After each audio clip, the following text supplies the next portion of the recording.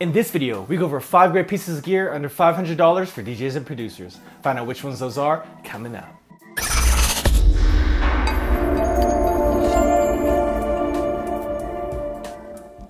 Thank you for watching PDot TV, where you find tips, tricks, and tutorials for DJs and music performers. Now let's get into the video.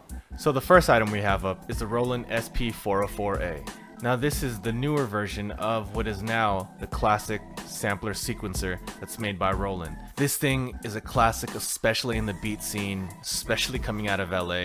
You see people loading up their entire sets on this thing to do their beat performances without the need of having a computer. The ability you get to perform and create on this thing is just endless, in my opinion, because you can put in an SD card up to 128 gigs or whatever. You can put whole beat sets together and just map them out. Shout out to my guy Wave Group that does do this, as well as you can actually just create and make beats on this 404 as well. So if you are looking to get into beat making and you don't want a computer and you're more sample based and you want something in the more classical like SP1200 or older MPC kind of feel where you're actually using your ears to sample and sequence, in my opinion, this is probably your best modern day option. And under 500 bucks, this is a great deal in my opinion.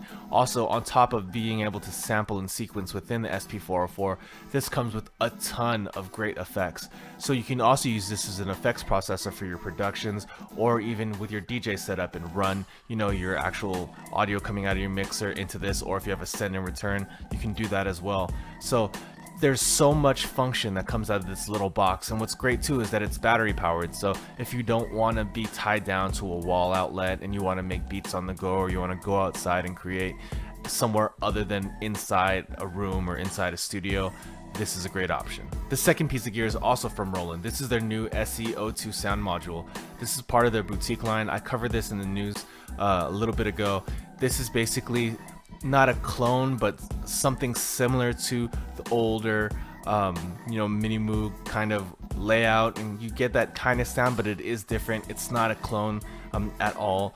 You can get very similar sounds out of this SEO2, but it can also create a lot of different other ones as well. I really like the fact that they included a step sequencer on this, so if you don't have a MIDI keyboard or access to hooking it up in that way, you can still create with just this unit by itself.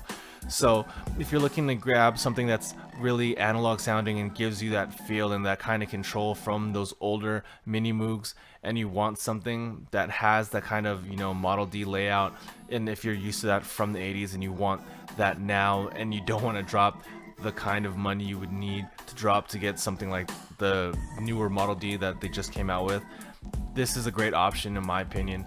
And I would also suggest this too for people that are getting into analog synthesis.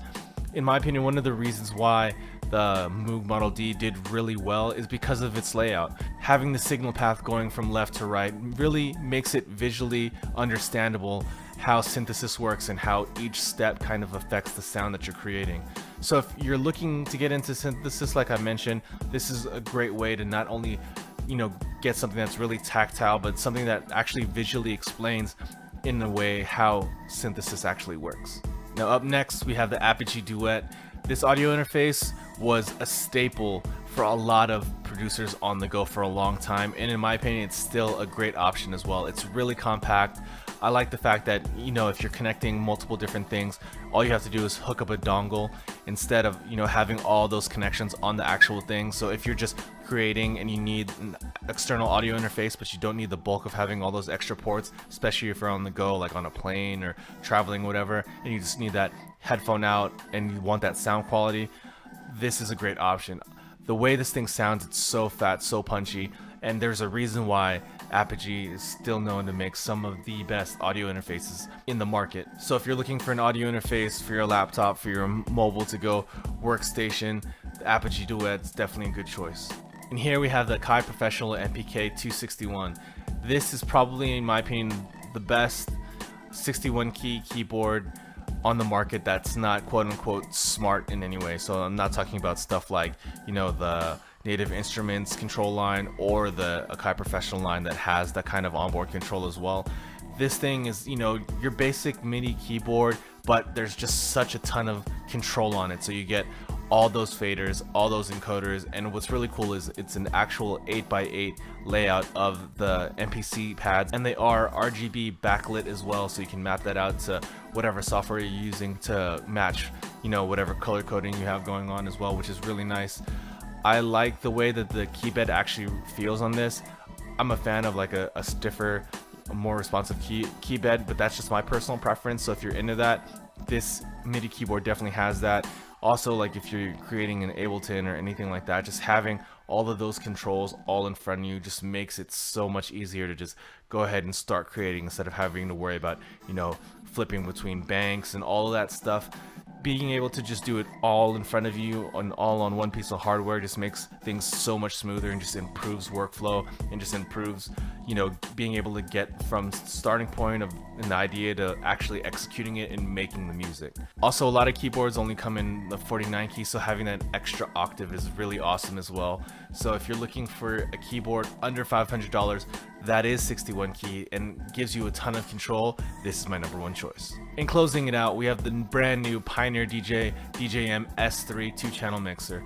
Now, yes, this is the Serato clone of their 250 Mark II, but if you are looking to get into Serato DJ and you want a mixer that has a built-in interface, this is still pretty much a great deal in my opinion. You get that Pioneer build quality and the ability to use Serato DJ, and on top of that, if you want, you can still use Rekordbox DJ as well, so you kind of get access to both softwares. Although please note that this does not come with the Rekordbox DJ license the way that the 250 Mark II does. So if you want that, you're gonna have to pay extra, or, you know, take the 2-week trial, and maybe if you do like it, maybe use a subscription service to pay that $10 a month instead.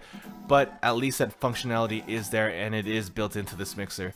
So if you are looking to get in Serato DJ and you want something that gives you that kind of pro feel, and especially gives you that layout that is basically the club standard, if you're, you know, working in clubs that have Pioneer DJ gear, this is a great point of entry.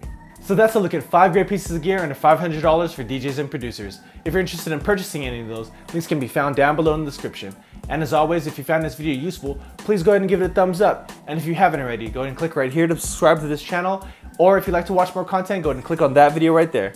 And thank you for watching PDot TV, where you find tips, tricks, and tutorials for DJs and music performers. See you next time.